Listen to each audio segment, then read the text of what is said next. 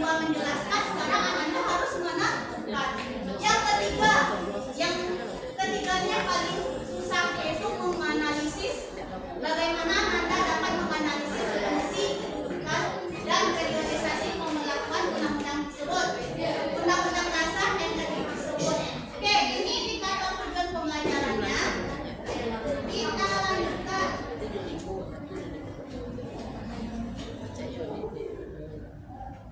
Kita masuk ke dalam materi pembelajaran kita. Di sini ada bahan ajarnya. Nanti bahan ajarnya akan Ibu kirimkan melalui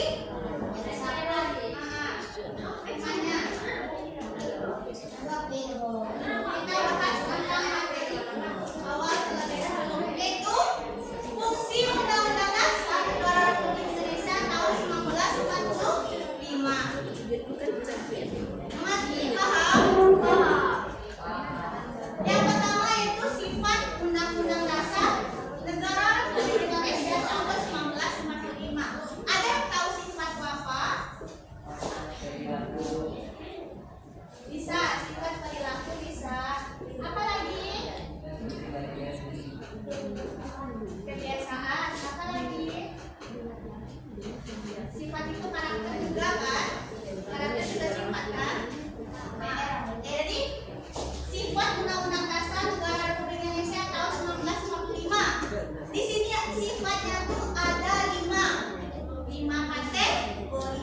Yang pertama yaitu tertulis. Apa itu tertulis? Maknanya bahwa dokumennya itu jelas. Kalau tertulis itu jelas nggak? Nampak kan? Nampak kan? Ada dokumennya, ada bukunya, Undang-Undang Dasar. Dia itu mengikat peraturan perundang-undangan di bawahnya. Dia juga mengikat aparat negara dan juga mengikat masyarakat Indonesia itu sendiri.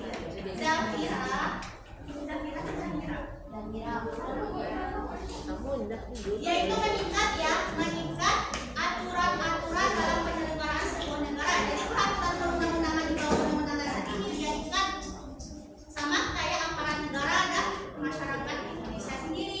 Aparat negara dia tahu nggak aparat negara siapa saja? Ada polisi, ada TNI, ada DPR, ada itu tuh pemerintah negara juga diikat oleh Undang-Undang Dasar Negara Republik Indonesia. Ada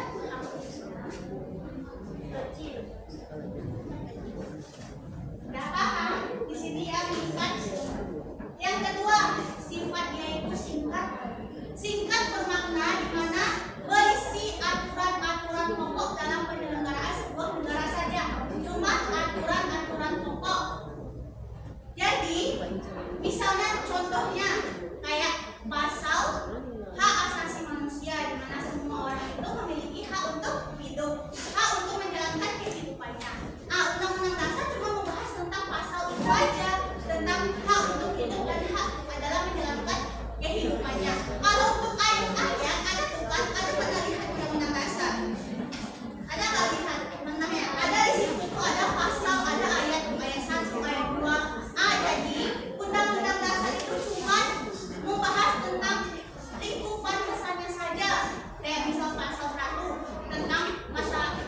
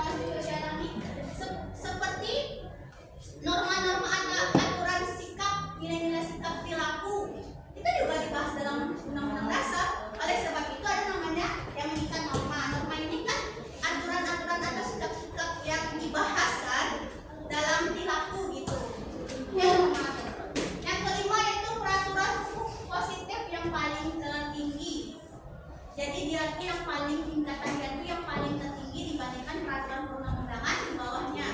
Jadi segala aturan nih, kalau misalnya kita tentang hukum tentang lalu lintas, itu bukan kan yang membuat aturan itu tentang undang-undang, cuman dia tuh harus berpatokan kepada undang-undang dasar. Itu kenapa undang-undang dasar ini merupakan hukum positif yang paling tertinggi yang mengikat aturan-aturan di bawah.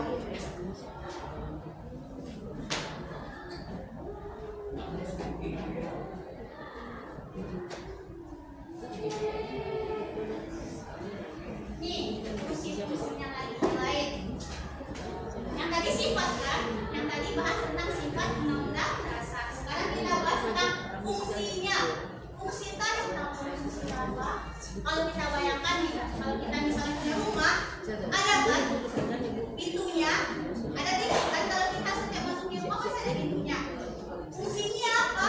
Fungsi ini sama kayak apa namanya? Kunci. Fungsi itu sama kayak kunci kita agar bisa masuk ke dalam rumah tersebut.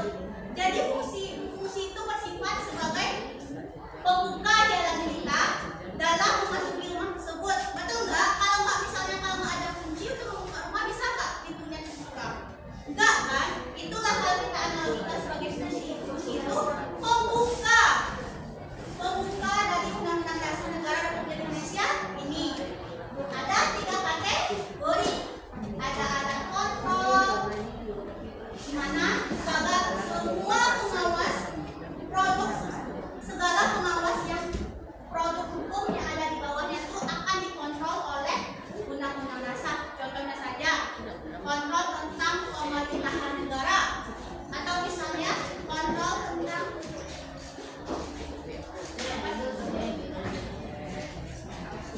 sebagai pengawas segala produk yang ada di bawahnya.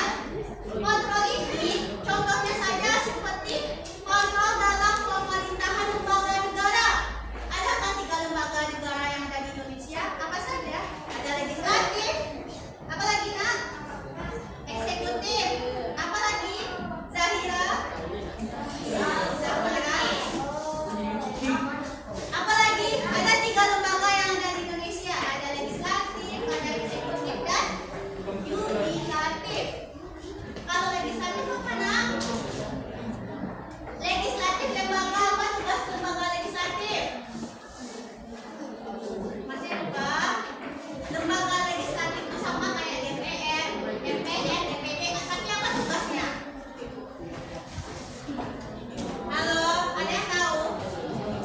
Lembaga legislatif itu bertugas untuk membuat undang-undang,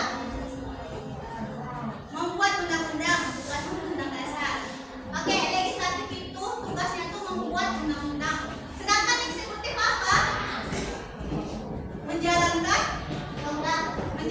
undang-undang. Kalau misalnya yudikatif apa lembaganya? Tugasnya mengadili undang-undang. Itu yudikatif ya. Dia nih alat kontrol sebagai pengontrol dari 3 lembaga tadi. Agar apa? Kenapa dia itu mengontrol 3 lembaga tadi? Agar tidak adanya kekuasaan mutlak. Karena Anda tahu nggak? 3 lembaga tadi, 3 lembaga legislatif, eksekutif, dan yudikatif itu setara. Tidak ada yang lebih tinggi dan tidak ada yang lebih rendah, karena mereka sama-sama mengatur undang-undang. Oleh sebab itu kenapa Undang-Undang Dasar mengontrol 3 lembaga di bawahnya agar tidak adanya kekuasaan yang mutlak. Agar misalnya lembaga legislatif merasa, saya membuat undang-undang, jadi dia berpikir bahwa dia satu tingkat dengan 2 lembaga di bawahnya. Enggak, karena mereka itu sama. Oleh sebab itu undang-undangnya sebagai alat kontrol. Selain dalam kontrol dalam penyelenggaraan atau lembaga negara, juga mengontrol hak asasi manusia. Jadi segala permasalahan, kalau misalnya tentang hukum-hukum hak asasi manusia, tentang pemerasan ataupun tentang apapun itu juga dikontrol oleh Undang-Undang Dasar. Agar apa? Agar persoalan atau undang-undang yang dibuat oleh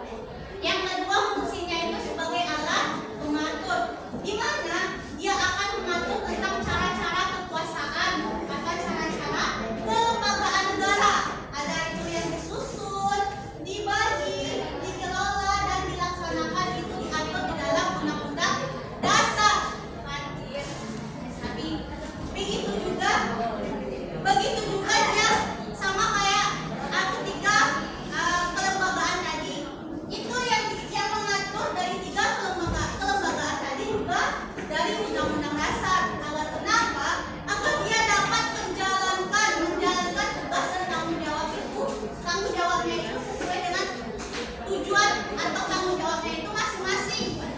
Jadi kalau anak apa ya sih? Jadi kalau misalnya DPR nih membuat undang-undang, misalnya dia tuh membuat undang-undang tentang hak masyarakat untuk bekerja gitu.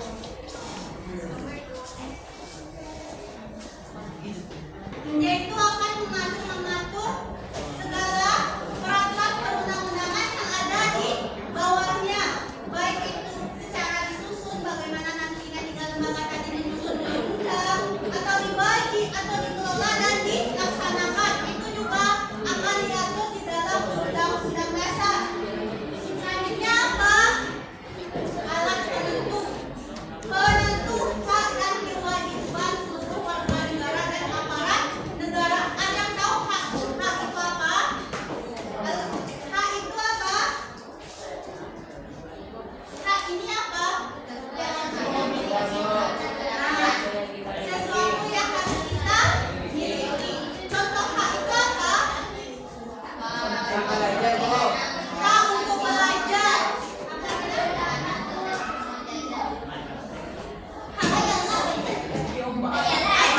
Ada namanya tuh hak untuk memiliki pendidikan.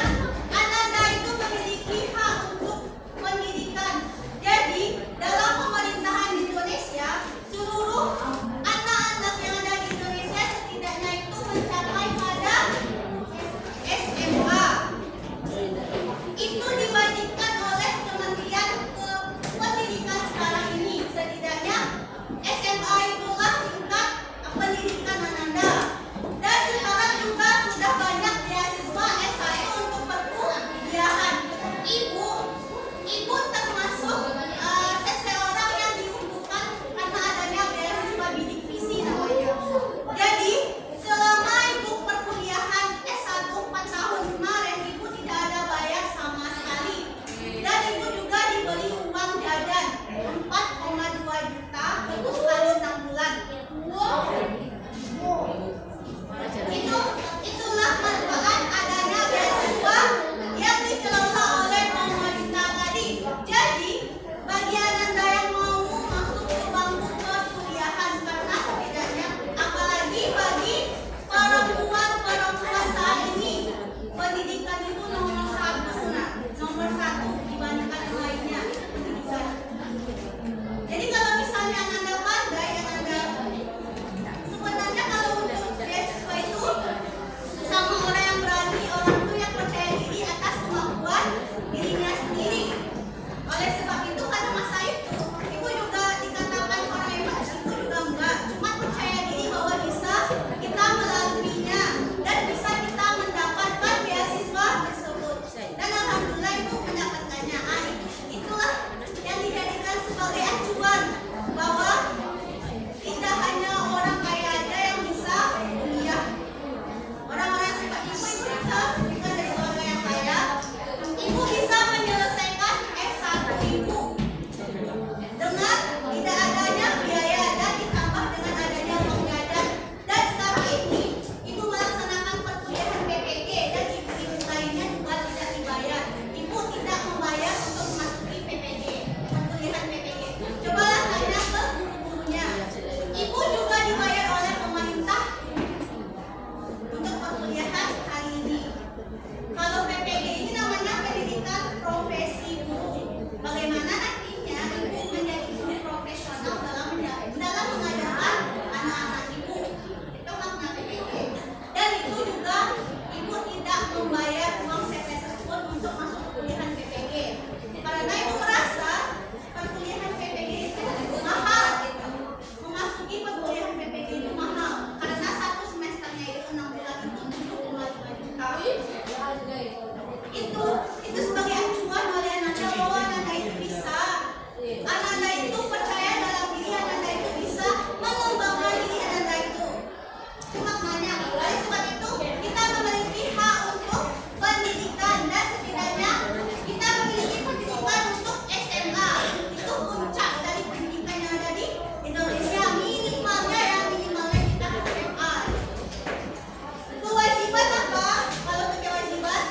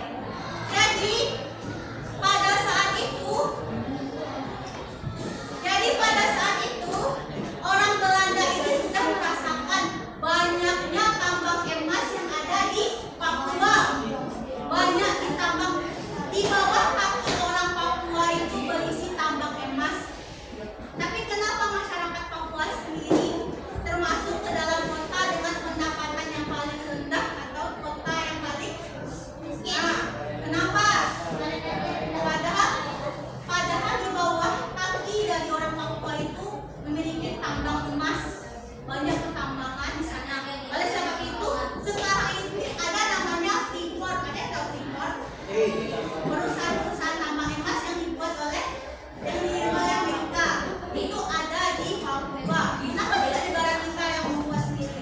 Kenapa tidak negara kita yang mengelola tambang emas kita sendiri? Kenapa Pak?